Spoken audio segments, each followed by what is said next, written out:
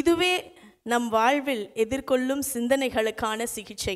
வாழ்க்கையில் தோல்விகள், இடர்பாடுகள், மன அழுத்தம் போன்றவை நம்மை சிதைத்து விடும் போதெல்லாம் நம் நெஞ்சை மீண்டும் ஒன்றிணைத்து உறுதியுடன் முன்னேற்ற பெற செய்யும் சக்தியே. எங்கு தேட வேண்டும் அந்த சக்தியை? அதற்கான விடையை இன்று நம்முடன் பகிர இருக்கிறார் சிறந்த ஆளுமை கொண்ட ஒரு பேச்சாளர். இன்று ஊடகத்தில் தனக்கென்று ஒரு தனி முத்திரையை பதித்து கொண்டவர். அரட்டை அரங்கத்தில் தன் பேச்சால் அரங்கத்தையே அதிர்வலைகளாக மாற்றியவர். கலக்கப்போவது யாரில் தனது பேச்சால் நகைச்சுவையால் அதிர்வலைகளை உருவாக்கியவர், சந்தோஷ அதிர்வலைகளை உருவாக்கியவர். என்னை போன்ற தொகுப்பாளர்களுக்கு புத்துணர்ச்சியையும் அளித்து வழிகாட்டியாகவும் இருப்பவர். உடல் மண்ணுக்கு உயிர் தமிழுக்கு, உலகம் சுற்று தமிழ் மகனாக, எங்கள் அண்ணனாக ஈரோடு மகேஷ் அவர்களை ஏடிசி குழுமம் பெருமையுடன் பலத்த கைத்தட்டலோடு மேடைக்கு அழைக்கின்றோம். அவர்களை கௌரவிப்பதற்காக ஏடிசி விழா நாயகன் திரு பிரசன்னா அவர்களை அன்போடு கேட்டுக்கொள்கிறோம்.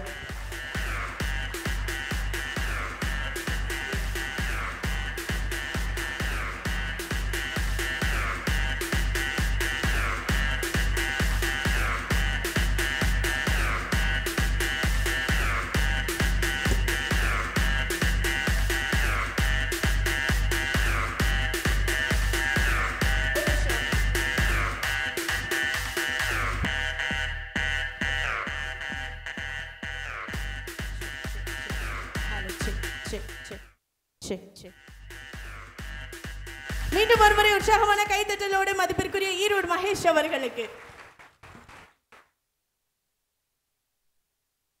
கருவறையிலே கால் பதித்த நாள் தொட்டு மேடையிலே பூரி போடு நிற்கின்ற இற்றை நாள் வரை நான் போகிற வழியெங்கும், நான் போகிற ஊரெங்கும் துணைக்கு தன்னுடைய இதயத்தையும் அனுப்பி வைக்கிற என்னுடைய தாய் தந்தையரின் பாதங்களை பணிந்து என்னுடைய பணியை துவங்குவதிலே நான் மிகப்பெரிய மகிழ்ச்சி அடைகிறேன்.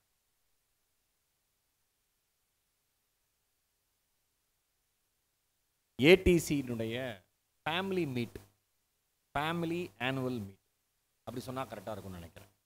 ஏடிசி ஆனுவல் மீட்டை விட ஏடிசி குடும்பத்தினுடைய ஒரு சந்திப்பு, முதல் முறையாக சந்திப்பு ரொம்ப ரொம்ப மகிழ்ச்சியாக இருக்குது. எனக்கு என்ன ரொம்ப பெரிய சந்தோஷம் அப்படின்னா,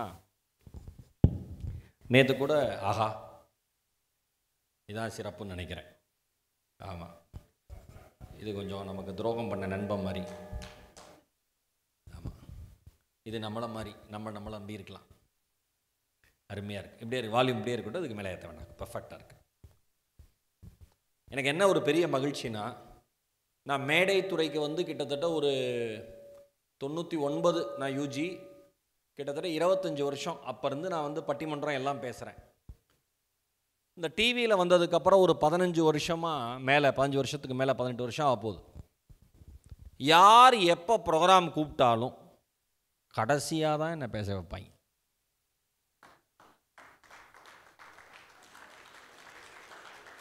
அப்படி இல்லைன்னா மத்தியானம் நல்லா சோத்தை போட்டுவிட்டு ஃபுல்லாக லஞ்சு சாப்பிட்டு உங்களுக்கும் சொர்க்கத்துக்கும் டைரக்ட் கனெக்ஷன் இருக்கிறப்ப அந்த தருணத்தில் என்னை பேச வைப்பாங்க. ஏன்னா அப்போ தான் நீங்கள் உற்சாகப்படுத்துவீங்க சார் அப்படின்னு. இந்த 2025 எப்படி எனக்கு துவங்க போகுதுன்னா, இனிமேல் ஈரோடு மகேஷ் நீ எப்பயுமே முதலாவதாக தாண்டா இருப்ப அப்படின்னு சொல்லுகிற விதமாக நம்ம ஆக்ஷன் டேக்கர் கம்யூனிட்டியில், நம்ம ஏடிசியில் உங்களுடைய குரு, பிஸ்னஸ் கோச்சு, மென்டார், என்னுடைய இனிய சகோதரர் திரு பிரசன்ன வெங்கடேஷ் அவர்கள், நீங்கள் முதலாவதாக செஷன் பேசணும்னு சொன்னோன்னே இது நாள் வரைக்கும் நாம் கும்பிட்ட தெய்வம் இல்லை கைவிடலன்னு தோணுச்சு. ஒவ்வொரு தடவையும் மத்தியானம் அதுக்கு மேலே நம்ம மக்கள்கிட்ட பேசி அவங்கள எழுப்பி கிச்சு கிச்சு மூட்டி, ஆமாம் நல்லா எப்படி உட்காருவோம் அப்படின்னோன்னா அப்படி உட்காந்துருக்கீங்க எல்லாம் இல்லையா? மத்தியானத்துக்கு மேலே பாருங்கள் கேபிஎன் செமி ஸ்லீப்பர் மாதிரி போயிட்டு இருப்பீங்க எல்லாம், கால் உள்ளே போய் இப்படி ஆகிடும் எல்லாம். அதான் பிரச்சனை நம்ம எல்லாருக்குமே. ஆனால் அப்படிலாம் இல்லாமல் ஒரு நல்ல ஒரு தருணத்தில் காலையிலேயே சார் வந்து, சார் நீங்கள் ஃபஸ்ட்டு செஷன் பேசுங்க, தலைப்புன்னு கேட்டேன். அவர் ரொம்ப ரொம்ப அவரே ஒரு பெரிய மென்டாரில், அவர்கிட்ட போய் நான் அதை கேட்டிருக்கூடாது. என்ன தலைப்பில் பேசுவீங்கன்னு அவர் என்கிட்ட கேட்டார். இந்த அவமானம் எனக்கு தேவையில்லை தான். ஆக்சுவலாக நானே பேசணும்னு வந்து ஏதாவது ஒன்று பேசியிருக்கலாம். இது ஒரு பெரிய கம்யூனிகேஷனே எனக்கு அவருக்கு போயிட்டு இருந்துச்சு. அப்புறம் நான் தலைப்பு சொல்ல அவராக ஒரு தலைப்பு சொன்னார். அப்புறம் நான் கேட்டேன், நம்ம ஏடிசி ஃபேமிலியில் என்ன மாதிரி மக்கள் வராங்கன்னு கேட்டேன். பிஸ்னஸ் ஐக்கானாக இருக்கிறவங்களும் இருக்காங்க, பிஸ்னஸ் பீப்புளும் இருக்காங்க, ஆண்டர்ப்ரனர்ஸும் இருக்காங்க, ஸ்டார்ட் அப் பண்ணுறவங்களும் இருக்காங்க, தினமும் ஒரு நிறுவனத்திற்கு வேலைக்கு செல்பவர்களும் இருக்கிறார்கள். கரெக்டாக? டெய்லி வேலைக்கு போகிறவங்களாம் கை தூக்குங்க.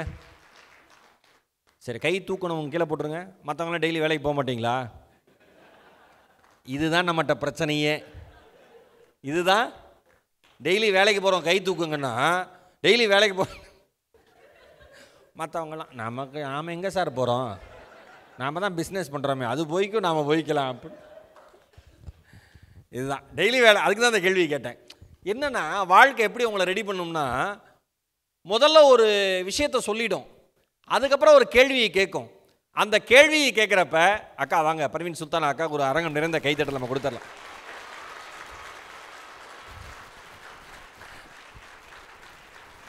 அந்த கேள்வி கேட்குறப்ப அந்த கேள்விக்கான பதில் நமக்கு தெரியாமல் போயிடும். இந்த மாதிரி டெய்லி வேலைக்கு போகிறோம் கை தூக்குங்கன்னு சொன்னேன். அந்த மாதிரி ரொம்ப ரொம்ப சந்தோஷம். அதனால் எனக்கு ரொம்ப நிம்மதியாக இருக்குது.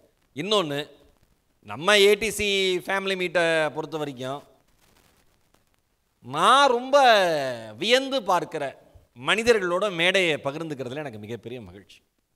நான் பேச்சு போட்டியில் பேசினப்ப இதே மாதிரி எழுத்த மாதிரி உக்காந்துக்கிட்டு மார்க்கு போட்டு இந்த பையன் சத்தியமாக தேறிடுவான்னு நம்பி எனக்கு முதல் பரிசை கொடுத்து, அந்த முதல் பரிசுக்கு பணத்தையும் கொடுத்து, அப்புறம் நான் படித்த காலேஜுக்கு அக்காவை பேச கூப்பிட்டப்போ பணமே வாங்காமல் வந்து, இதெல்லாம் பெரிய விஷயம். கிட்டத்தட்ட என் தாய் நான் பேசுகிற பொழுது என்னை மேடைகளில் பார்த்து எப்படி மகிழ்வாளோ அதற்கு இணையாக ஒரு சகோதரி மகிழ்கிறாள் என்றால் அதனுடைய அன்பு அக்கா பர்வீன் அக்கா.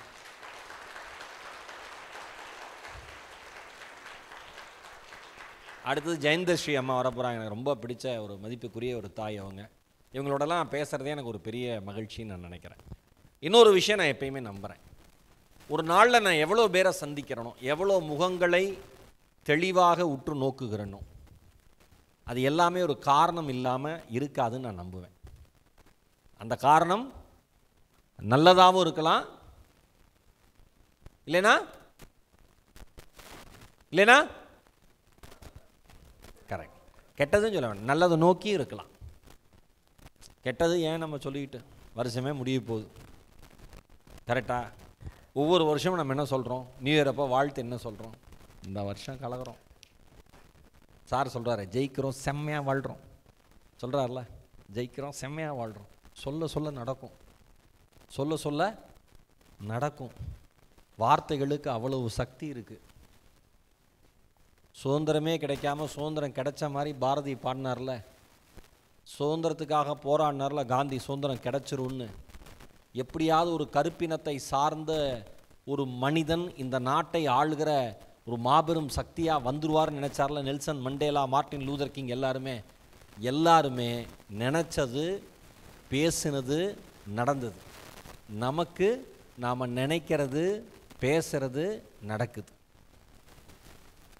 ஏன் சார் என் வாழ்க்கை நல்லா இல்லை, காரணம் நீங்கள் தான் சார்.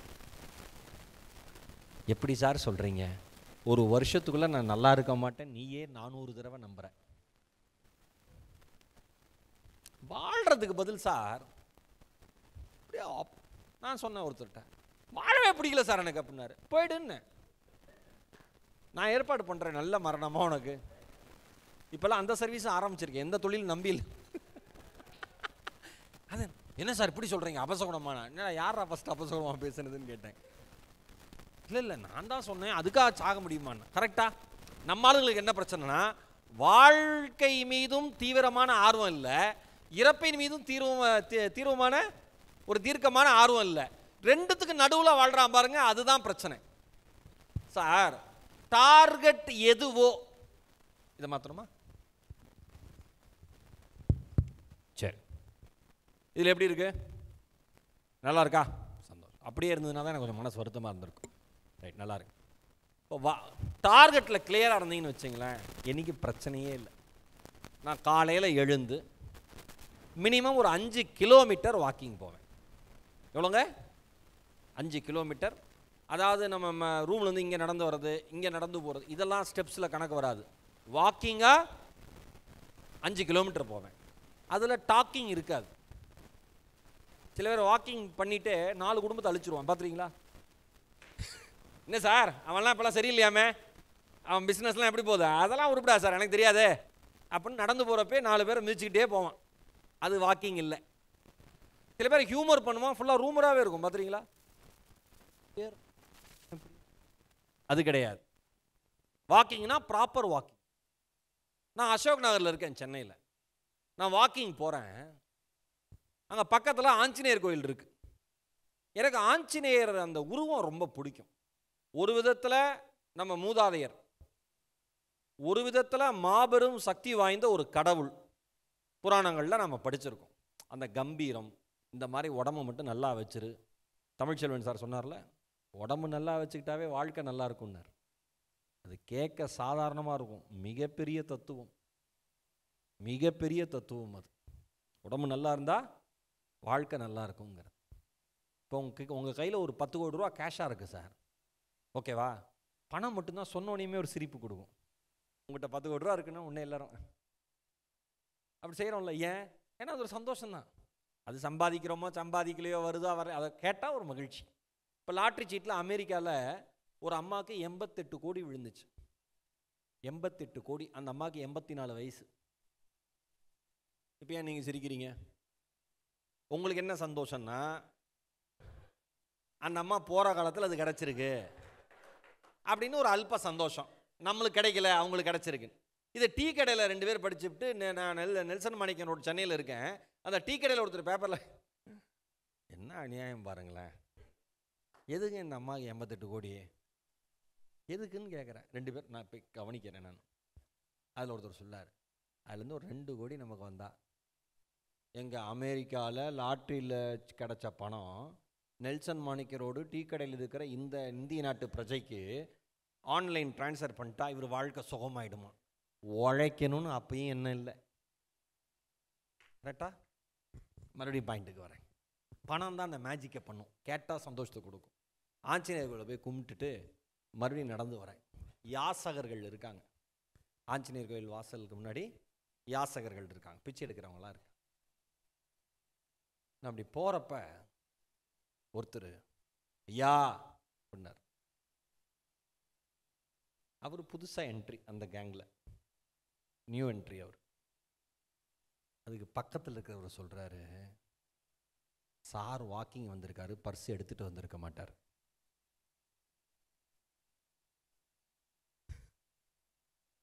சாரு வாக்கிங் வந்திருக்காரு, பர்ஸ் எடுத்துகிட்டு வந்திருக்க மாட்டார்.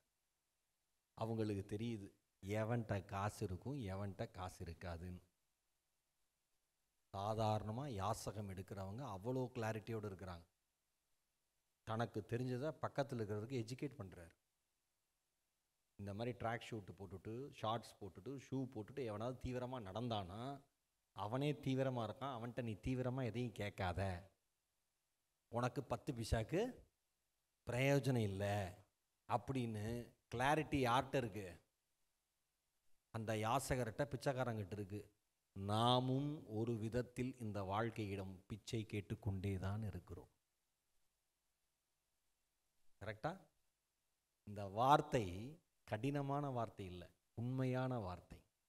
அன்பிற்காக, பணத்திற்காக, புகழுக்காக, அதிகாரத்திற்காக, நாம் நினைத்த விஷயம் நமக்கு கைகூட வேண்டும் என்கிற காரணத்திற்காக நாம் வாழ்க்கையிடம் தொடர்ந்து யாசகம் கேட்டுக்கொண்டே தான் இருக்கிறோம். என்ன தலைப்புன்னு நான் யாசகம் கேட்டப்ப சுற்றி வந்துட்டனா, அதில் அக்காட்ட கற்றுக்கிட்டது. அக்கா ஒன்று பேசிட்டே இருந்து அப்படியே போயிடுவாங்க, நம்ம கேட்டே இருப்போம், மறுபடியும் வந்துடுவாங்க. அக்கா சொல்லுவாங்க, நான் ப்ரொஃபஸர். அவ்வளோ நல்ல ப்ரொஃபஸராக படித்த ஸ்டூடெண்ட்டும் கரெக்டாக ரூட்டுக்கு வந்துடுவேன்ல. வந்துட்டேன். கேட்டப்ப அவர் நீங்களே சொல்லுங்கன்னார். நான் ஒரு மிக்ஸ்டு க்ரௌடாக இருக்கிறதுனால, ஒரு பிஸ்னஸ் பீப்புள் மட்டும் இருக்காங்கன்னா அது வேற, இல்லை நீங்கள் ஒரு நிறுவனத்தில் வேலை செஞ்சுட்டு இருக்கீங்கன்னா அது வேற. இப்படி ஒவ்வொன்றுக்கு கேட்டகரி இருக்குல்ல. நம்மளது ஒரே கம்யூனிட்டி. என்னது? ஏடிசி, அதான் நம்ம ஃபேமிலி. சரி, இவங்களுக்கு என்ன பேசலாம் அப்படிங்கிறப்ப நான் யோசிச்ச விஷயம், சிதையா நெஞ்சுகொள் அப்படின்னு மகாகவி பாரதியினுடைய புதிய ஆத்திச்சூடியிலிருந்து ஒரு வரி எடுத்தேன். இன்னைக்கு இருக்கிற சூழல்ல நமக்கு எல்லாருக்கும் தேவைன்னு நான் நினைக்கிற விஷயம், நாம இன்னைக்கு நம்ம வாழ்க்கையில என்ன நடந்தாலும் அவ்வளவு சீக்கிரம் உடைஞ்சு போயிடக்கூடாது. இவ்வளவுதான். கரெக்டா? ஒரு மீம்ஸ் ஒன்று போட்டிருந்தான் நேற்று. 2024 பார்த்து வடிவேல் சார் கேட்குறார், முடிஞ்சுதா? 2024 ஆன்சர் பண்ணுது, முடிஞ்சது. இந்த சைடு 2025, நீ என்ன பண்ண போற? அது வடிவேல் சார் போட்டோவே போட்டு 2 பாக்கெட்ல கை விட்டு, தெரியல. அதாவது போன வருஷத்தையும் இனி வரப்போற வருஷத்தையும் ஒப்பிடுறதை எவ்வளோ அழகாக ஒருத்தன் மீம்ஸில் போடுறான் பாருங்க. இவ்வளோதான் வாழ்க்கை. சிதையா நெஞ்சுகொள் என்பதற்கான அடிப்படை காரணம் என்னவா இருக்கணும்? நீங்கள் அந்த அந்த அந்த ரகசியத்தை எப்படி தெரிஞ்சுக்கணும்னா, தோல்வி வருகிற பொழுதும் வெற்றி வருகிற பொழுதும் மனநிலையை சமநிலையோடு வைத்து கொண்டால் உங்கள் இதயம் சிதையாமல் இருக்கும், உங்கள் உறுதி சிதையாமல் இருக்கும். இன்னொரு அன்பான வேண்டுகோள், ஒரு மணி நேர பேச்சில் எல்லா விஷயமும் எல்லாருக்கும் ஹிட் ஆயிராது. கரெக்டா? சில வார்த்தை, சில சொற்கள், சில வாக்கியங்கள் சில பேருக்கு பிடிக்கும். அப்போ என்ன பண்ணுவீங்கன்னா, கை தட்டுறதுக்கு இப்படி வருவீங்க. ஆனால் மொத்த அரங்கமும் அமைதியாக இருக்குங்கிற ஒரே அந்த அல்ப காரணத்துக்காக ஒரே ஒரு ஆள் கைத்தட்ட உற்சாகமாக வந்த நீங்கள் இது வரைக்கும் கையை வேகமாக கொண்டு வந்துட்டு சொல்லி முடிச்சிட்றேன், எனக்கு இப்போ இந்த உற்சாகம் தேவையில்லை, அப்படி தட்டிடுவீங்க. நான் ஒன்று சொல்கிறேன், தேட்டரில் படம் பார்க்குறப்ப சிரிச்சேன்னா நான் ரொம்ப சத்தமாக சிரிப்பேன். எனக்கு பிடிச்ச காமெடி சீன் தான். என் வீட்டில் கேட்பாங்க, தேட்டரே அமைதியாக இருக்கு, உங்களுக்கு மட்டும் என்ன சிரிப்பு? நான் கேட்பேன், நான் சிரித்தா உனக்கே வெறுப்பு? இந்த வாழ்க்கையில் சிரிக்க வேண்டிய தருணங்களில் சிரிக்கவும், அழ வேண்டிய தருணங்களில் அழவும், ஆறுதல் சொல்ல வேண்டிய நேரங்களில் ஆறுதல் சொல்லவும், மகிழ்ச்சியாக இருக்க வேண்டிய நேரங்களில் மகிழ்ச்சியாக இருக்கவும் நீங்கள் நினைத்தால் நீங்கள் நினைத்ததை நீங்கள் செய்யுங்கள். காரணம், இந்த உலகத்தில் நீங்கள் பிறந்த இந்த வாழ்க்கை நீங்கள் வாழ்வதற்குத்தானே தவிர அடுத்தவர்கள் என்ன நினைப்பார்கள் என்பதற்காக அல்ல.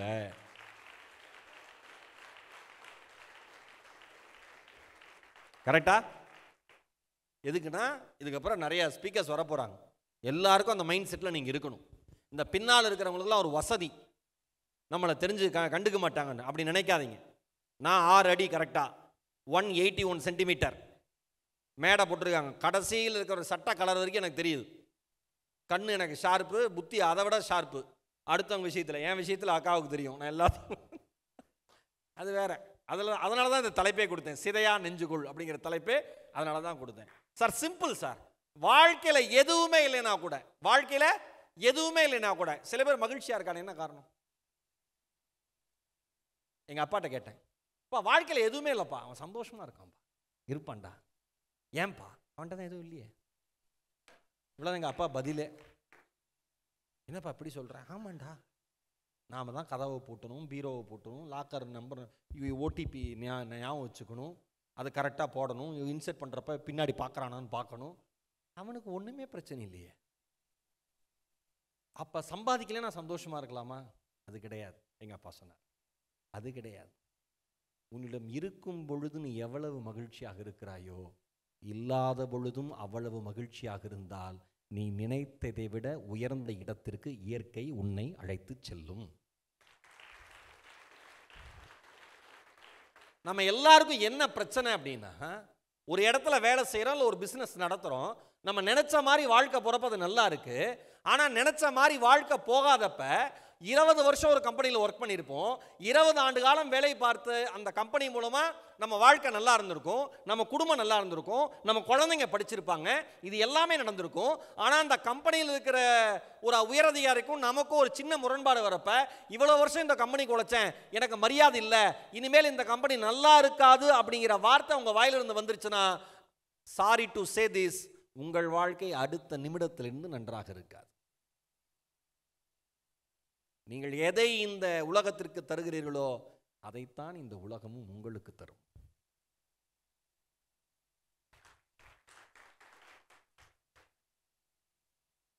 சில சொற்கள், சில வாக்கியங்கள் தவறுதலா யார்ட்டையா இருந்து வரப்ப அதை ரொம்ப பர்சனலா எடுத்துக்காதீங்க. அதுல தானே உடைஞ்சு போறீங்க. என் ஒய்ஃப் இப்படி சொல்லிட்டாங்க, எங்க அப்பா அப்படி சொல்லிட்டாருங்க, எங்க அம்மா அப்படி சொல்லிட்டாருங்க, என் நண்பன் இப்படி சொல்லிட்டாங்க. சொல்லிட்டாங்க.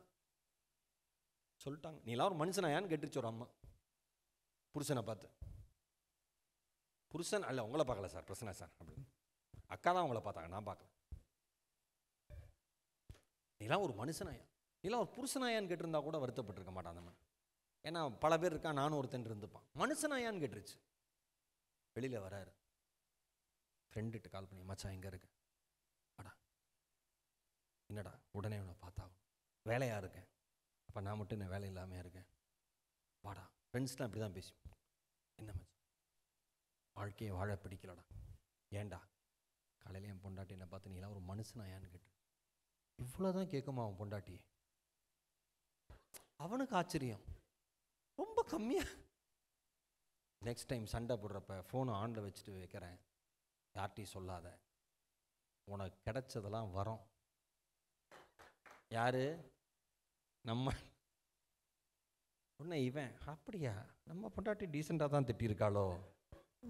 நான் என்ன சொல்கிறேன், நம்ம வாழ்க்கையில் நமக்கு நடந்ததை என்றைக்குமே பெருசாக எடுத்துக்கிறது தான் நம்மளுடைய பிரச்சனையே. எனக்கு நடந்தது மாதிரி யாருக்குமே நடந்திருக்காது.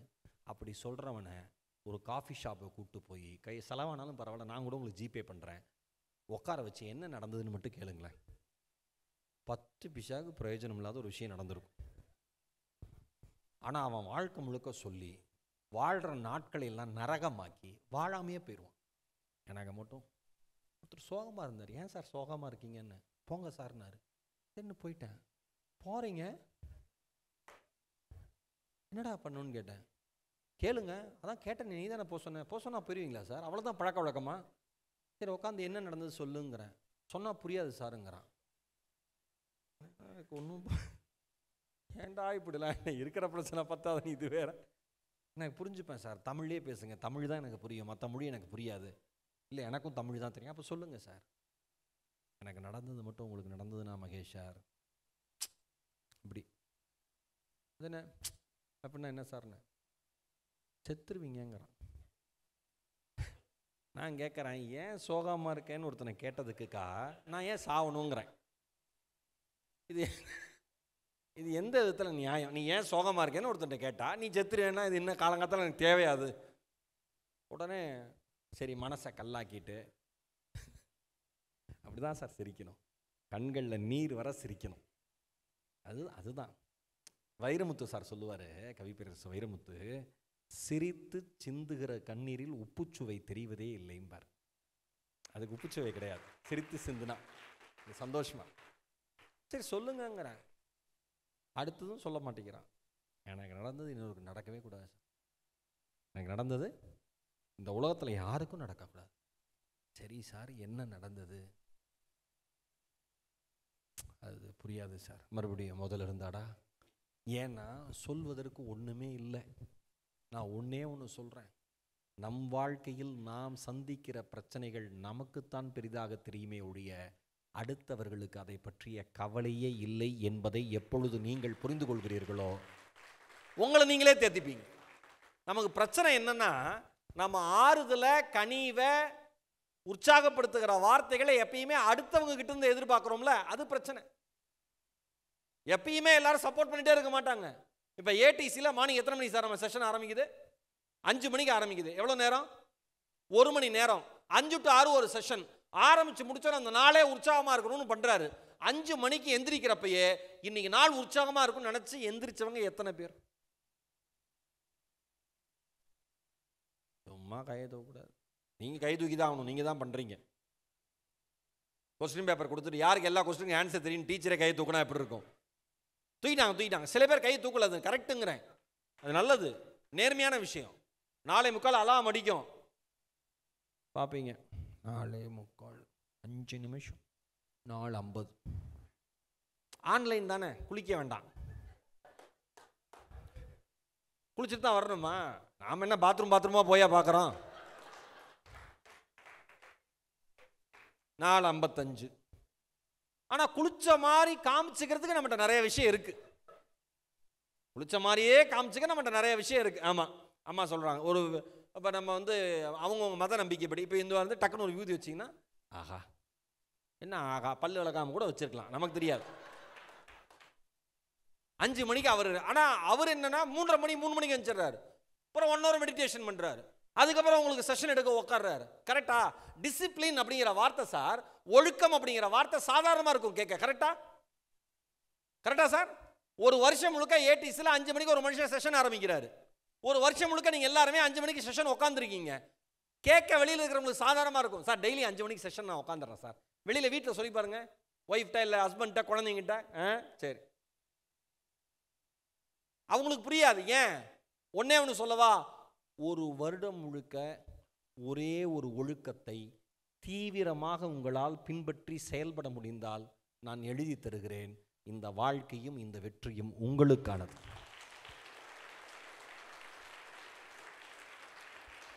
சத்தமா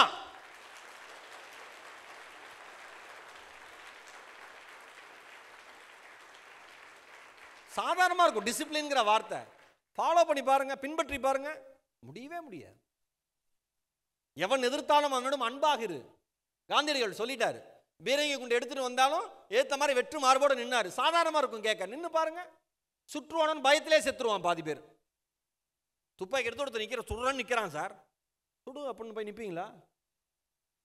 செத்த மாதிரி படுத்துப்போம். வேணாம், பல படத்தை பார்த்து கண்டு என்ன வேணாம் டப்புன்னு பட்டு அப்பாடி சொட்டான்னு நினைச்சா அவனும் போயிடுவான். அப்படி ஒருத்தர் நின்னார்ல, அதனால தானே ஒரு மகாத்மாவை ஆறுனாரு.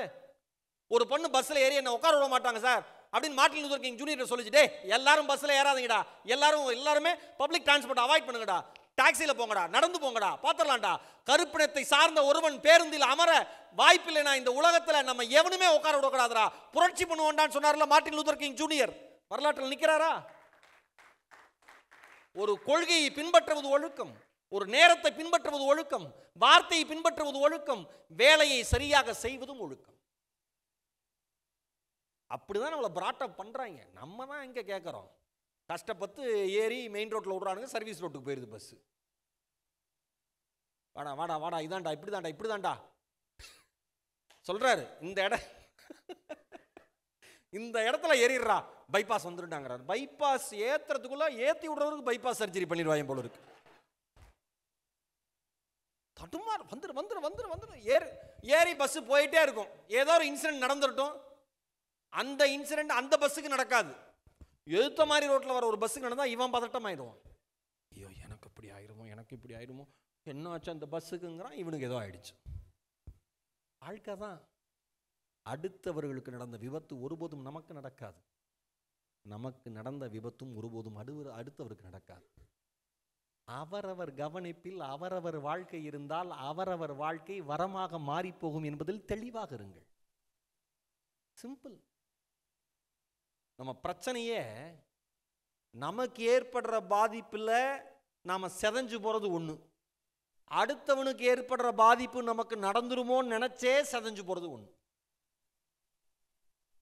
என் பக்கத்துலேயே ஒருத்தன் யூபிஎஸ்சி அவ்வளோ நல்லா படித்தான், அவனே செலக்ட் ஆகல. அவன் அளவுக்கு நான் படிக்கல சார், நான் எப்படி சார் யூபிஎஸ்சியில் கிளியர் பண்ணுவேன்? அதான் சொல்லிட்டியே, பண்ணவே மாட்டேன், உருப்பட மாட்டேன், போ நீ பண்ண. அவ்வளோ family background sir, financial support sir, பிஸ்னஸில் ஓஹோன்னு வந்திருக்க வேண்டிய ஆள் சார், அவராலே வர முடியல சார். நமக்கெல்லாம் சப்போர்ட்டே இல்லை. நாம் எப்படி வருது? நான் சொல்லுவேன் வரவே மாட்டேன், கிளம்பு. ஏன்? அதான் நீயே சொல்லிட்டியே, உன் வாழ்க்கையில் என்ன நடக்கும் நீயே உன் வாயால் சொல்லிட்டியே, அப்புறம் அடுத்தவங்க சொல்லி என்ன பிரயோஜனம் சார்? எந்த ஃபினான்ஷியல் சப்போர்ட்டும் தேவையில்லை, எந்த பேக்ரவுண்டும் தேவையில்லை. எவ்வளோ பிரச்சனைகள் வந்தாலும் எந்த ஃபினான்ஷியல் சப்போர்ட்டும் இல்லாமல், எந்த ஃபேமிலி பேக்ரவுண்டும் இல்லாமல் ஒரு மனுஷன் பொட்டி கடையில் ஆரம்பித்தா கூட அவனால் வால்மார்ட் மாதிரி ஒரு நிறுவனத்தை சாதிக்க முடியும் என்கிற எண்ணம் யாருக்கு இருக்கோ அவன் ஜெயிப்பான். ஆசிய இப்போ அந்த உலக சாம்பியன்ஷிப் போட்டியில் போய் உலக கோப்பை வென்று காசிமா 3 தங்கப்பதக்கங்கள் வாங்கிட்டு வந்துச்சு கேரம் போர்டில், கேரம் விளையாட்டில். தனிநபர் பிரிவு, இரட்டையர் பிரிவு, குழு பிரிவு. அந்த பொண்ணு ஃபோனில் பேசினேன்.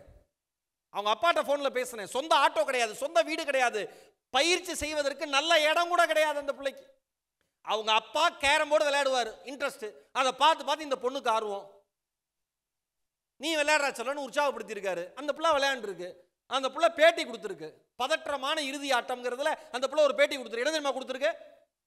விளையாட தொடங்கிய பொழுது சிறிது நேரத்தில் என் எதிரில் அமர்ந்திருந்தவர் 19 புள்ளிகளுடன் இருந்தார்.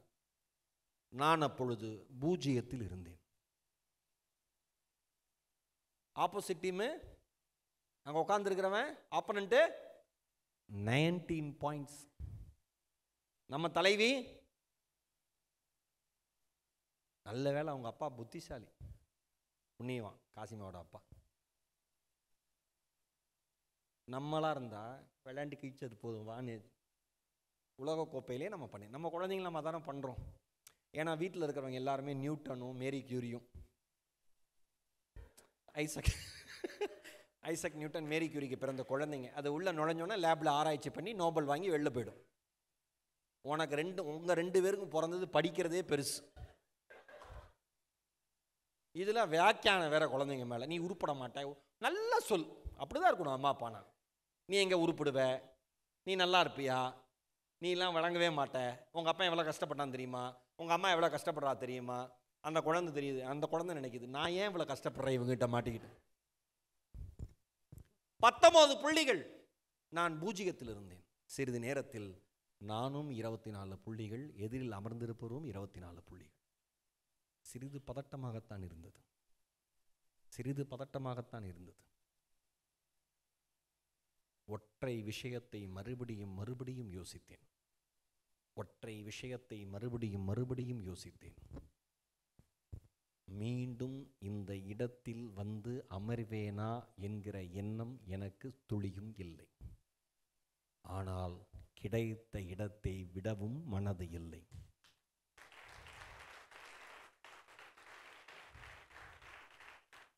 மனதை ஆசுவாசப்படுத்தி கொண்டு என் முழு முயற்சியும் அதில் ஈடுபடுத்தினேன்.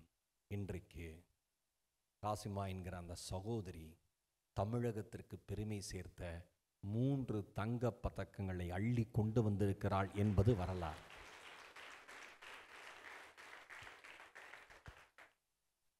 தமிழ்நாடு கவர்மெண்ட் சப்போர்ட் பண்ணுச்சு டிரான்ஸ்போர்ட்டேஷனுக்கு, போயிட்டு வரதுக்கு அமெரிக்காவுக்கு.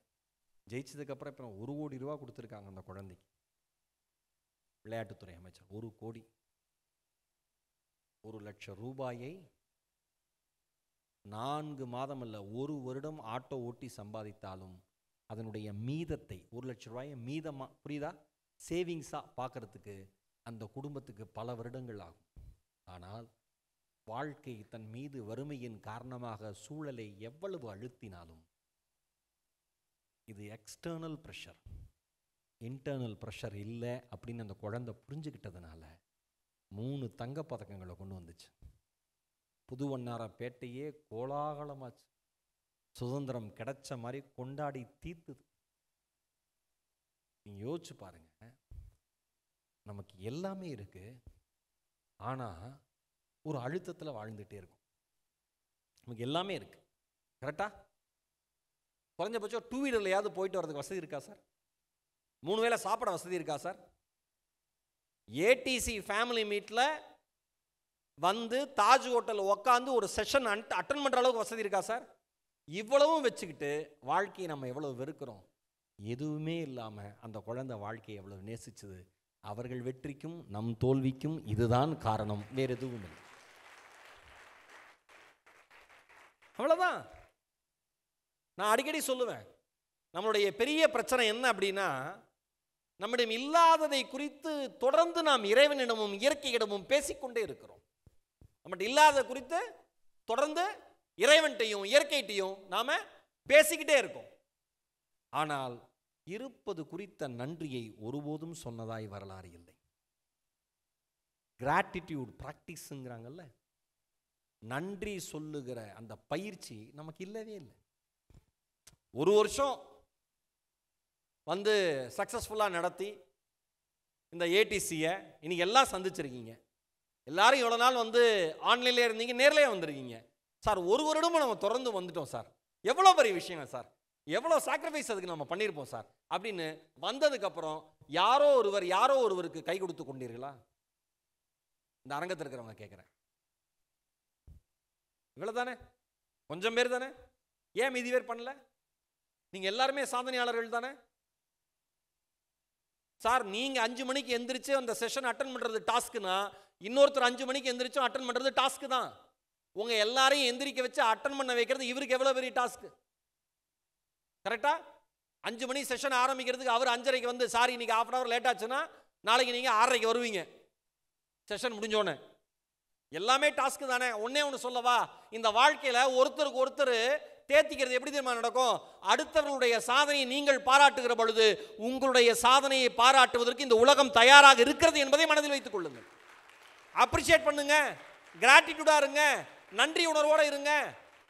இல்லாததுக்கு வருத்தத்தை சொல்றதை விட்டுட்டு இருக்கிறதுக்கு நன்றி சொல்லிக்கிட்டே இருங்க. நான் அதுதான் சொல்லுவேன், வாழ்க்கையில் எவ்வளவு பெரிய பிரச்சனைகள் வந்தாலும் நான் சிதையாமல் இருப்பதற்கு ஒரே ஒரு காரணம், என்னிடம் இன்னும் என்ன மிச்சம் இருக்கிறதோ அதற்கு நன்றி சொல்லிக் கொண்டே இருப்பேன். எது என்றிருந்து போனாலும் என் அறிவும் என் மொழியும் இருக்குல்ல, அதை வச்சு மீண்டும் அத்தனை கோட்டைகளையும் நான் எழுப்பிக் கொள்ளலாம். கரெக்டா? நீங்க உயிரோடு இருக்கிறதே பெரிய சாதனை தானே சார், கோவிடுக்கு அப்புறம். கரெக்டா? எவ்வளோ பேர் வீட்டில் இழப்பு, எவ்வளோ பேர் வாழ்க்கையில் பர்சனல் இழப்பு, எவ்வளோ நண்பர்கள் இறந்து போனாங்க, எவ்வளோ தெரிஞ்சவங்க இறந்து போனாங்க. இது எல்லாம் தாண்டி ஏதோ ஒரு பிளெஸ்ஸிங்ஸ் நம்மளை நவுத்தி கொண்டு வந்து விட்டுருச்சுல்ல. கரெக்டா? பாதி பேர் ஊசி போட்டுக்கிட்டோம், பாதி பேர் ஊசி போட்டோன்னு போய் சொல்லி சர்டிஃபிகேட்டும் வாங்கணும். எல்லா வேலையும் நம்மால் பண்ணுவோம். எனக்கு பெரிய ஆச்சரியம் என்னன்னா, இப்போ இந்த முக்கியமான ஒரு விஷயத்த சொல்கிறேன், டைம் வரும். இந்த டூப்ளிகேட் பிராண்டு சில பேர் கேரி பண்ணுவாங்க. இப்போ எல்வி அப்படின்னு ஒரு பிராண்ட் இருக்குது, அதோட ஹேண்ட்பேக் வந்து ஒரு 4 லட்சம் 5 லட்சம் அப்படி 3 லட்சம் 4 லட்சம் 5 லட்சம் இந்த ஒரு ஹேண்ட்பேக். அந்த ஹேண்ட்பேக்கில் அப்படி என்ன ஸ்பெஷல்னா, நீங்கள் கையில் எடுத்துகிட்டு போகலாம். ஆமாம், அதை கையில் எடுத்துகிட்டு போகலாம் அந்த ஹேண்ட்பேக்கை. அதே மாதிரி எல்வியில் ஷூ இருக்குது, அது 80,000 ரூபா. அதில் என்ன ஸ்பெஷல்னால் நீங்கள் கால்லேயே போட்டுக்கலாம். நம்ம மற்ற ஷூ வாங்கி கையில் போடுவோம், மற்ற ஹேண்ட்பேக் வாங்கி கழுத்தில் மாட்டிட்டு போவோம், இப்படியே ஜிப்பை திறந்து இப்படியே எடுப்போம்னு நினைப்போம். அது அந்த பிராண்டு அவன் இப்படி உருவாக்கணும், அதுக்குன்னு ஒரு கூட்டம் இருக்குது, வாங்கட்டும், மகிழ்ச்சி, சந்தோஷம். நம்ம வீட்டிலேயே சிலது வாங்கியிருக்கு, அது சொல்லக்கூடாது நாம். ஆனால் அதில் சில பேர் அதை எடுத்துகிட்டு போனால் நம்மளை மதிப்பாங்கன்னு டூப்ளிகேட் அதோட ஃபர்ஸ்ட் காப்பியே வச்சுருப்பாங்க சில பேர். அதுக்கு பேரே ஃபஸ்ட்டு காப்பி. இதில் பெருமையாக சொல்லுவான், இது ஃபஸ்ட் காப்பி சார். ஏன்? ஒரிஜினல் மாதிரியே இருக்கும். நான் கேட்டேன், ஒரிஜினலாக இருக்குமா? ஏன்? இது ஒரிஜினல் தெரியுதுல, அப்புறம் ஏன் இது தூக்கிட்டு சுற்றுற? கரெக்டா? கரெக்டா? நான் என்ன சொல்கிறேன் சார், நீங்கள் ஒரு விலை உயர்ந்த காரில் வந்து இறங்குறீங்கன்னு வச்சுங்க, நீங்கள் ஒரு எல்வி ஷூ போட்டிருக்கீங்கன்னு வச்சுக்கோங்க. பார்க்குறவனுக்கு உண்மையிலேயே அது எல்வி ஷூன்னு தெரிய வாய்ப்பு இருக்குது. ஆனால் போட்டிருக்கிற உங்களுக்கு அது என்னன்னு தெரியும்? ஃபர்ஸ்ட் காப்பி, டூப்ளிகேட் தெரியுமா? தெரியுமா? இதே தான் சொல்கிறேன். நீங்கள் எப்படி வேணால் அடுத்தவங்ககிட்ட உங்களை காமிச்சிக்கலாம், நீங்கள் டூப்ளிகேட்டாக ஒரிஜினலான்னு உங்களுக்கு மட்டும்தான் தெரியும். நீங்கள் டூப்ளிகேட்டாக ஒரிஜினலான்னு உங்களுக்கு மட்டும்தான் தெரியும். போலியாக அதை கேரி பண்ணி பெருமையாக போகிற மாதிரி உங்களை நீங்கள் போலியாக கேரி பண்ணி பெருமையாக போகலாம். ஒரு நாள் மழை பெய்கிற பொழுது சாயம் அப்படி ஆயிடும். நான் என்ன சொல்கிறேன், நீங்கள் யாரோ, நீங்கள் எந்த சூழ்நிலையில் இருக்கிறீர்களோ அதுவாகவே உங்களை காட்டிக்கொள்வது உங்கள் மனதிற்கு நல்லது. என்ற காசு இருக்கா, இருக்கிற மாதிரி காமிச்சுக்கிறேன். இல்லை ரொம்ப தன்னடக்கமான ஆளா, காசு இருந்தும் இல்லாத மாதிரி இருக்கேன். காசே இல்லையா, இல்லைன்னு சொல்கிறதுல பிரச்சனையே இல்லை. ஒன்று நல்லா ஞாபகம் வச்சுங்க, நீங்கள் ஜெயிச்சிட்டேன்னு சொல்கிறது எவ்வளவு சிறந்ததோ, தோற்று போகிறப்ப தோத்துட்டேன்னு ஒத்துக்கிறது அதை விட சிறந்தது. நல்லா ஞாபகம் வச்சுக்கோங்க. நமக்கான பிரச்சனையே நாம் தோற்று போகிறப்ப நம்ம தோத்துட்டோன்னு ஒத்துக்கவே மாட்டோம். கரெக்டா? அதில் தான் நம்ம வந்து அதாவது ஒரு சோஷியல் ப்ரெஷருக்காகவே வாழ்கிறது. சார் ஒன்றே ஒன்று சொல்கிறேன் சார், இந்த வாபி சாபின், இப்போ நேற்று கூட நான் பிக் பாஸில் அதை பற்றி சொல்லியிருந்தேன், உள்ள என்ட்ரி கொடுத்துட்டு வந்தேன். அப்போ நான் சொல்லியிருந்தேன் வாபி சாபின்னு ஒரு புத்தகம் நான் சொல்கிறேன், எல்லாமே படிங்க. அந்த வாபி சாபி புத்தகத்தில் அந்த அட்டைப்படத்துக்கு கீழே அந்த புத்தகத்தோட பேர் எழுதிட்டு கீழே ஒரு வரி போட்டிருக்காங்க. என்ன தெரியுமா? கச்சிதம் இன்மையில் உள்ள ஞானம். பர்ஃபெக்ஷனாக இல்லாமல் இருக்கிறதுல இருக்கிற அறிவு ஞானம்னு போட்டிருக்கான். அதில் ஒன்று சொல்கிறாங்க வாபி சாபியில், வாபிங்கிறதும் சாபின்னு தனித்தனி வார்த்தை, ஆனால் ரெண்டுக்கும் தனித்தனி அர்த்தம் சொல்ல முடியாது, சேர்த்து தான் பயன்படுத்துகிறாங்களாம் ஜப்பானியர்கள். அதில் ஒன்று சொல்கிறாங்க, எனக்கு ரொம்ப பிடிச்சிருந்தது. நம்முடைய தற்போதைய யதார்த்தத்திற்கும், இது நல்லா மனசில் வாங்கிக்கோங்க, இங்கே இருக்கிற அத்தனை பேரும் மனசுக்குள்ளே ஆழமாக பதிவு வச்சுங்க, உங்களுக்கு நல்லா பயன்படும். நான் சொல்ல சொல்ல வேகமாக எழுத முடியாது எனக்கு தெரியும், ஏன்னா நம்மளாம் எழுதியே பல வருஷம் ஆச்சு. எழுதுறாங்களா? காலையில் எழுதுறாங்களா? Very good. அப்போ நாமெல்லாம் எழுதிய ஒரு வருஷம் ஆச்சு, கரெக்டா? ஆமாம், அதான் எழுத ஆரம்பித்து ஒரு வருஷம் ஆச்சு. நம்மளுடைய தற்போதைய யதார்த்தத்திற்கும் நாம் அடைய விரும்புகின்ற ஒன்றுக்கும் இடையே ஆன இடைவெளி எவ்வளவு குறைகிறதோ அவ்வளவு தூரம் நாம் மகிழ்ச்சியாக இருக்க முடியுங்கிறாங்க. நம்முடைய தற்பொழுதைய யதார்த்தத்திற்கும் நாம் அடைய விரும்புகிற ஒன்றுக்கும் இடையில் இருக்கிற இடைவெளி எவ்வளவு குறைகிறதோ அவ்வளவு மகிழ்ச்சியா நாம் இருப்போம். தற்போது யதார்த்தம் என்ன? என்னால் இந்த மாதம் 20 லட்சம் பிஸ்னஸ் பண்ண முடியுங்கிறது யதார்த்தம். நாம் அடைய விரும்புகிற ஒன்று என்ன? மாதம் 20 கோடி அடைய விரும்பணுங்கிறது நம்மளுடைய எண்ணம். இதெல்லாம் 20 லட்சத்துக்கும் 20 கோடிக்கும் எவ்வளோ பெரிய இடைவெளி? ரொம்ப பெருசா? ஆனால் 15 கோடி வரப்போ அந்த இடைவெளி கம்மியாயிருமா? அப்போ மகிழ்ச்சி அதிகமாக இருக்குமா? துக்கம் கம்மியாயிருமா? ஆனால் 20 லட்சத்தில் இருந்துட்டு 20 கோடி யோசிக்கிறப்ப துக்கம் அதிகமாக இருக்குமா? மகிழ்ச்சி கம்மியாக இருக்குமா? இதை தான் சொல்கிறாங்க.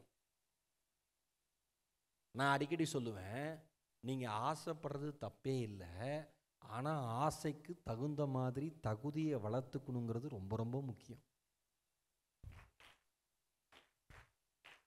கரெக்டா? கரெக்டா? தகுதியை வளர்த்துக்கணும். ஏமன் நாட்டில் பெட்ரோல் பங்க்கில் பெட்ரோல் அடிச்சிட்டு இருந்தப்ப திருபாய் அம்பானி சொல்லியிருக்காரு, இதே மாதிரி பெட்ரோல் ஸ்டேஷனை வந்து ஃபியூயல் ஸ்டேஷனை நான் இந்தியா முழுக்க ஆரம்பிப்பேன் இருக்கார். பக்கத்தில் பெட்ரோல் போட்டுட்டு இருந்தவன் சொல்லியிருக்கான், மெதுவாக பேசு, ஓனர் கேட்டுற போதுன்னு இருக்கான். மெதுவாக பேசு அம்பானி, அப்புறம் அம்போனி ஓனர் கேட்டுற போது, பெட்ரோலை போட்டியா வச்சியா பேசாமல் இருறா ஏன்டான்னு. பக்கத்தில் விமர்சனம் செய்தவன் இன்றைக்கு வரலாற்று பக்கங்கள் இல்லை. எவன் எண்ணத்தில் வலிமையாக இருந்தானோ, பிரச்சனைகளை சந்தித்தானோ, அவர் இன்றைக்கு வரலாற்று பக்கங்களில் வாழ்ந்து கொண்டிருக்கிறார். அவருடைய மகனுக்கு ஆயிரக்கணக்கான கோடிகளை செலவழித்து திருமணம் செய்ததை வயிற்றெரிச்சலோடு நாம் பார்த்தோம். நான் என்ன சொல்கிறேன், நம்ம வீட்டில் நம்ம பொண்ணுக்கோ பையனுக்கோ சரியாக கல்யாணம் பண்ண முடியலன்னு வருத்தப்பட்ட நியாயம். ஒருத்தன் ஊரில் இருக்கான், அவன் அவர் பையனுக்கு நல்லா கல்யாணம் பண்ணுறான், நீ வருத்தப்பட்டனா எவ்வளோ அபத்தம். நாம் கல்யாணத்துக்கு வெளியில் கடன் வாங்குகிறோம், அவர் இருக்கிற பணத்தில் 1% செலவு சரி கல்யாணம் பண்ணுறாரு. எதுக்கு ஒருத்தர் சொல்கிறார், எதுக்குங்க இவ்வளோ ஆடம்பரம், எதுக்கு இவ்வளோ ஆடம்பரம்? அடே இறக்கிறார் காசு, பணம் திமிருங்க, பணம் திமிர். நீங்கள் என்ன பண்ணுறீங்க? சும்மா இருக்கேன், அப்புறம் ஏன்டா சொல்ல மாட்டேன்? சும்மா இருந்தால் நீ ஏன் சொல்ல மாட்டேன்? வயிற்றுச்சில் தான் இருக்கும் அடுத்தவனை பார்க்க.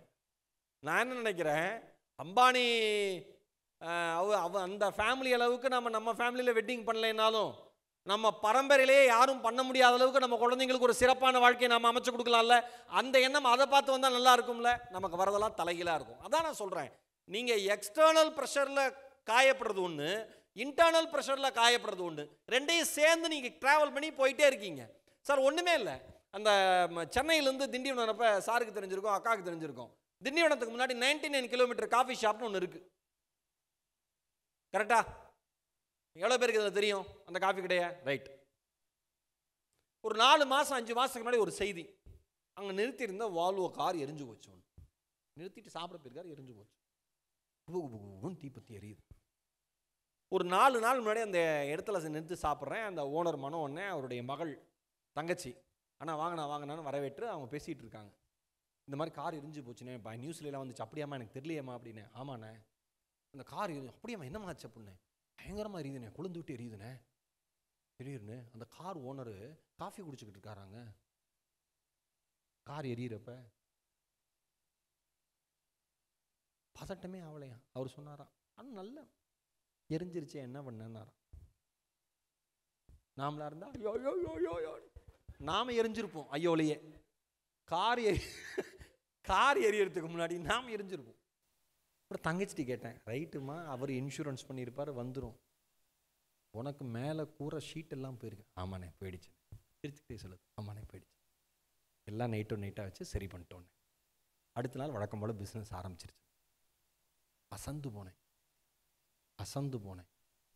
யாராவது ஏதாவது ஒரு பிரச்சனை வந்துருச்சுன்னா நம்ம ஊரில் என்ன சொல்லுவாங்கன்னா, பற்றிக்கிட்டாடா எரியுது, அப்படி என்ன அவசரமாங்க. கரெக்டாக அங்கே உண்மையிலே பற்றிக்கிட்டு எரியுது. நிதானமாக ஹேண்டில் பண்ணியிருக்காங்க சுச்சுவேஷனை. அவங்க சொன்னாங்க, இது அவ்வளோ எரிஞ்சிட்டு இருக்குன்னு அதை கண்ட்ரோல் பண்ணுறதுக்கு நம்ம டீம் எல்லாம் எஃபர்ட் போட்டு முடிக்குது. அதுக்கப்புறம் எப்படின்னு தெரியல, காரை கொஞ்சம் நகர்த்தி வெளியில் கொண்டு போய் நிறுத்துகிறோம். அது எங்கள் டீம் எல்லாம் செய்யுது. பக்கத்தில் மனோஜ் பவன் ஒரு ஹோட்டல், ஆக்சுவலாக 2 பேரும் காம்படிட்டர். 2 ஹோட்டல் பக்கத்தில் இருக்குது சார், காம்படிஷன் தானே. அந்த டீமில் இருக்கிற ஆளுங்கள்லாம் வந்து சேர்ந்து அந்த தீயை அணைக்க உதவி செஞ்சாங்களாம். அப்புறம் அந்த பொண்ணு சொல்லுது, இந்த வாழ்க்கை எவ்வளோ அழகானதுன்னு. ஒருத்தருக்கு ஒரு ஆபத்துன்னு வரப்ப அடுத்தவங்க வந்து நிற்கிறப்ப அந்த வாழ்க்கையை நேசிக்கிற தருணம் மிக மிக அழகாக இருக்குது. அசந்து போனேங்க.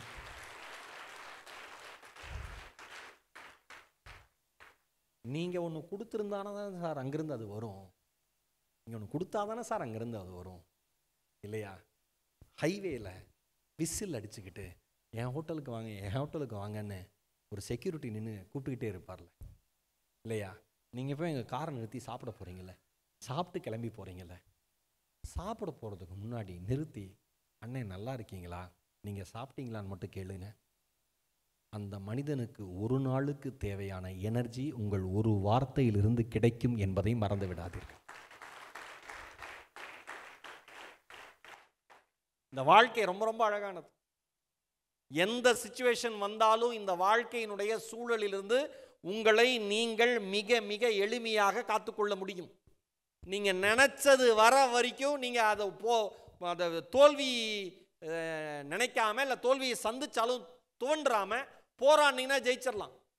சார்லி சாப்ளின் எத்தனை பேருக்கு பிடிக்கும் தெரியல, எனக்கு ரொம்ப ரொம்ப பிடிக்கும் அவருடைய திரைப்படங்கள் எல்லாமே. ஹிட்லர் இருந்த காலகட்டத்திலே ஹிட்லர் மாதிரி பேசி அடிச்சு துவம்சம் பண்ண ஒரு நபர் யாரு? உலகத்தின் பார்வைக்கு காமெடினா தெரிஞ்ச சார்லி சாப்ளின். அந்த படம் வந்து சிட்டி லைட்ஸ்ன்னு நினைக்கிறேன், எனக்கு சரியா ஞாபகம் இல்லை அந்த படத்தோட பேரு. அதில் அந்த பூ விற்கிற பெண்மணி, அதாவது சிட்டி லைட்ஸ் தானே சார், சிட்டி லைட்ஸ் படத்தில் பூ விற்கிற பெண்ணிட்ட போய் இவர் போவார்.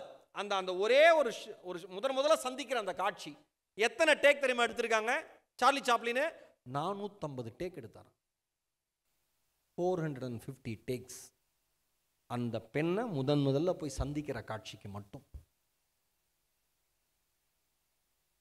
சுற்றி இருக்கிறவங்களாம் என்ன நினச்சிருப்பான்? வர போகிற மீட் பண்ணுற 10-15 டேக் வரைக்கும் அவன் ஓகேன்னு வேலை பண்ணியிருப்பான். 450 டேக் வரைக்கும் கல்ட்டான் போல இருக்கு தலைவன், காமெடி பண்ணி இப்படி ஆயிட்டான் பாவம் அப்படின்னு நினச்சிட்டு தான் வேலை பார்த்துருப்பான் எனக்கு தெரிஞ்சு. ஆனால் எவன் என்ன சொன்னாலும் நான் நினச்சது வர வரைக்கும் நான் விடமாட்டேன்டான்னு ஒருத்தர் நின்னார்ல. அதனால தான் இன்றைக்கும் கம்பீரமாக சார்லி சாப்ளின் வேஷத்தை ஸ்கூல் ஆனுவல் டேல ப்ரீகேஜி குழந்தை போட்டுட்டு வந்து நிற்கிறப்பையும் மக்கள் சிரிக்கிறாங்கன்னா, என்னதான் தன்னோட வாழ்க்கையில் நடந்தாலும் தான் நினைத்ததை நோக்கி செயல்படுகிற மனது ஒரு மனிதனுக்கு வரலாறாக மாறுகிறது என்பது யதார்த்தம். அதை புஷ் பண்ணி கொண்டு போய் எத்தனை விமர்சனங்கள், எவ்வளவு தோல்விகள், எவ்வளவு காயங்கள் அவரோட பர்சனல் லைஃப்ல. நீங்க உலகமே வியந்து பார்க்குற அத்தனை பேரையும் நீங்க பட்டியல் எடுத்துங்க. யார் போராட்டங்களை சந்திக்காதவங்க? யார் போராட்டங்களை? எல்லாருமே போராட்டங்களை சந்தித்தவர்கள், எல்லாரும் வாழ்க்கையில விமர்சனங்களை சந்தித்தவர்கள். எதுவுமே அந்த வித்தியாசமான ஆட்களே கிடையாது சார். மலேசியால ஆசிய பசுபிக் காது கேளாதோருக்கான சர்வதேச தடகள போட்டி, ஆதி போட்டி நடக்கிறதே நமக்கு தெரியாது. நமக்கு தெரிஞ்சதெல்லாம் T20, IPL, ஏன் அங்கே தான் பணம் அதிகமாக இருக்குது, டப்பு டப்புன்னு பார்க்கணும், அதை பற்றி பேசணும், இந்த தடவை யார் எவ்வளோ கேரளத்துக்கு எடுத்தார்னு பார்க்கணும். இந்த சைடு ஒரு விஷயம் நடந்துக்கிட்டு இருக்கு சத்தம் இல்லாமல். காது கேளாததற்கான ஆசிய பசிபிக் தடகள போட்டி நடந்திருக்கு. அதில் விழுப்புரத்தை சார்ந்த அரசு மேல்நிலை பள்ளியில் படிக்கிற சுபஸ்ரீ என்கிற பெண்மணி தங்க பதக்கத்தை தமிழ்நாட்டுக்காக கொண்டு வந்து சேர்த்துருக்கு, இந்தியாவுக்காக. அது காது கேளாததற்கான ஆசிய தடகள போட்டி. நீங்கள் யோசிச்சு பாருங்க. நான் இந்த செய்தியை ஒரு சின்ன பெட்டி செய்தியாக வருது ஒரு பேப்பரில். இதை நான் படிச்சுட்டு யோசிச்சேன், பிரசன்னா சார், ஆஸ் எ அத்லட்டா ஒருத்தனை என்ன ப்ளஸ் அப்படின்னா, ஓடிட்டே இருக்கிறப்ப பின்னால் நெருங்கி வரவனோட ஷூ சத்தம் உனக்கு கேட்கும். ஒரு நல்ல ஸ்போர்ட்ஸ் பர்சனாலிட்டிக்கு வேகமாக ஓடுறான்னு வச்சுங்களேன், கிட்டக்க வந்துட்டானா அந்த அதிர்வு, அந்த ஓசை, அந்த சத்தம் ஒரு உணர்வை எழுப்புதில்ல, அது வந்துடும், தெரியும். இவன் இன்னும் இவனை புஷ் பண்ணிப்பான். அங்கே ஓடின அத்தனை குழந்தைங்களுக்கும் காது கேட்காது. அதில் ஓடி இருக்குங்க. யார் அதை புஷ் பண்ண வச்சா? அவர்களே அவர்களை முன்னே நகர்த்தி கொண்டார்கள்.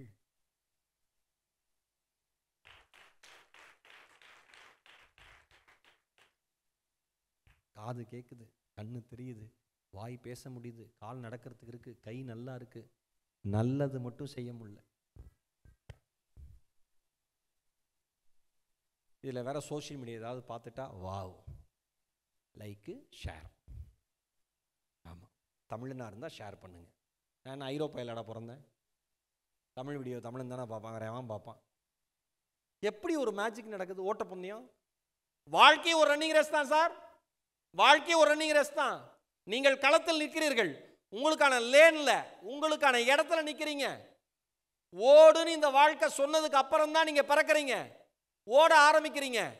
ஓடுகிற பொழுது உங்களை தாண்டி சில பேர் ஓடுவார்கள், இல்லை சில பேரை தாண்டி நீங்கள் ஓடுவீர்கள். சில சமயம் நீங்க தோக்கலாம், சில சமயம் நீங்கள் வெற்றி அடையலாம். ஆனால் அந்த ஒரு வெற்றியோடு, அந்த ஒரே ஒரு 100 மீட்டர் ரேஸோட, இல்லை அதே ஒரே ஒரு 400 மீட்டர் ரேஸோட உங்களுடைய வாழ்க்கை முடிய போறதில்ல. மறுபடியும் வாழ்க்கை வேறொரு சூழலில், வேறொரு மைதானத்தில் மறுபடியும் உங்களை அமர வச்சு மறுபடியும் ஓடுன்னு சொல்லும். மறுபடியும் நீங்க ஓடணும், மறுபடியும் ஜெயிக்கலாம், மறுபடியும் தோக்கலாம். இது ஒரு ப்ராசஸ். வாழ்க்கை என்பதே ஒரு ப்ராசஸ். வாழ்ந்தே தான் தீரணும். இதில் ஏற்றங்கள் இருக்கும், இறக்கங்கள் இருக்கும், காயங்கள் இருக்கும், மோதல்கள் இருக்கும், விமர்சனங்கள் இருக்கும், அசிங்கங்கள் இருக்கும், எல்லாமே இருக்கும். எல்லாத்தையும் கடந்து இந்த வாழ்க்கை நான் வாழ்வதற்கான வாழ்க்கை என்று யார் நினைக்கிறார்களோ அவர்களுக்கு வாழ்க்கை வரமாக அமையும் என்பதில் துளி அளவும் சந்தேகம் இல்லை. நினைங்க, இது நான் வாழ்வதற்கான வாழ்க்கை நினைச்சுக்கோங்க. வேற எதை பத்தியுமே யோசிக்காதீங்க. ஒரே ஒரு விஷயத்தோட என் பேச்சை நிறைவு செய்கிறேன். பூ வளரணும் அப்படின்னு சொல்லி ஒரு ரோஜா செடியை நடுறீங்க, பூ வளரல. அது செடியின் மீது தவறா, பூக்காத பூவின் மீது தவறா, இல்லை நீங்கள் நட்டு வைத்து வளர்த்த சூழலின் மீது தவறா? அருமை. யார் சொன்னது? Very good. சாருக்கு ஒரு பலத்த கைத்தறல் கொடுங்க. எல்லா விதையும் வளர்வதற்கான எல்லா அம்சங்களையும் தனக்குள் வைத்திருக்கிறது. எல்லா பூவும் பூப்பதற்கான தருணத்தை எதிர்பார்த்து காத்திருக்கிறது. அதற்கு ஒவ்வாத மண்ணிலே நீங்கள் அந்த விதையை நட்டால் அந்த செடி வளராது, அந்த பூ பூக்காது. நீங்கள் பூக்கள். ஒவ்வாத இடத்தில் ஒருபோதும் பயணம் செய்யாதீர்கள். நீங்கள் பூக்கள். உங்களுக்கு ஒவ்வாத இடத்தில் ஒருபோதும் பயணம் செய்யாதீர்கள். உங்களுக்கு பிடித்த இடத்தை இறுக்கமாக இன்னும் பிடித்துக் கொள்ளுங்கள். வளர்வீர்கள். சூழல்தான் காரணமே தவிர நீங்கள் ஒருபோதும் காரணம் அல்ல. சூழலை வைத்து உங்கள் இதயத்தினுடைய உறுதியை நீங்கள் குலைத்துக் கொள்ளாதீர்கள். நீங்கள் உறுதியாக இருந்தால் பிரச்சனை எவ்வளவு தீவிரமாக இருந்தாலும் பிரச்சனைகளை மீறி உங்களால் வாழ்க்கையில் வெல்ல முடியும். எப்படி? அழுத்தம் அதிகரிக்கிற பொழுது ஒரு அரிசி அனைவரும் சாப்பிடக்கூடிய சோறாக சாதமாக மாறுகிறதோ, அது பக்குவப்பட்டவுடன் எந்த குக்கர் அதற்கான அழுத்தத்தை குடித்ததோ, அதே குக்கர் நான் பக்குவப்பட்டு விட்டேன் என்று தெரிந்ததும் அதற்கான விசிலையும் அதுவே அடிக்கிறது.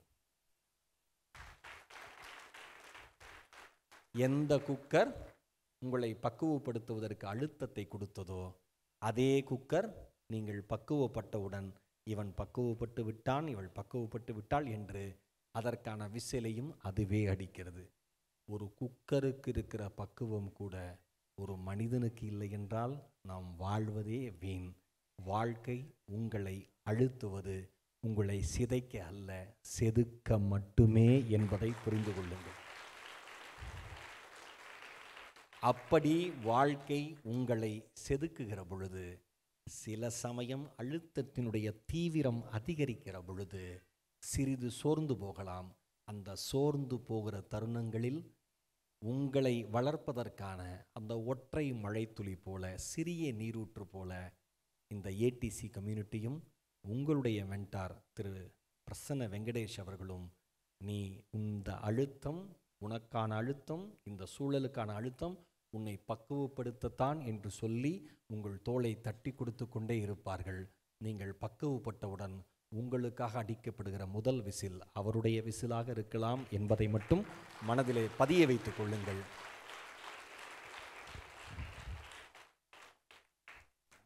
வாழ்வது ஒரு முறை, வாழ்த்தட்டும் இனி வருகிற தலைமுறை. ஜெயிக்கிறோம், ஜெயிக்கிறோம், ஜெயிக்கிறோம். அவ்வளோதான். Love you all. சூழலை காரணம் சொல்லி தப்பிக்காதீர்கள். சூழலை கையகப்படுத்துங்கள், சூழலை மாற்றுங்கள். எதுவும் இங்கு சாத்தியமே. வாய்ப்பிற்கு நன்றி. வணக்கம். வணக்கம். Love you all. Love you. Thank you.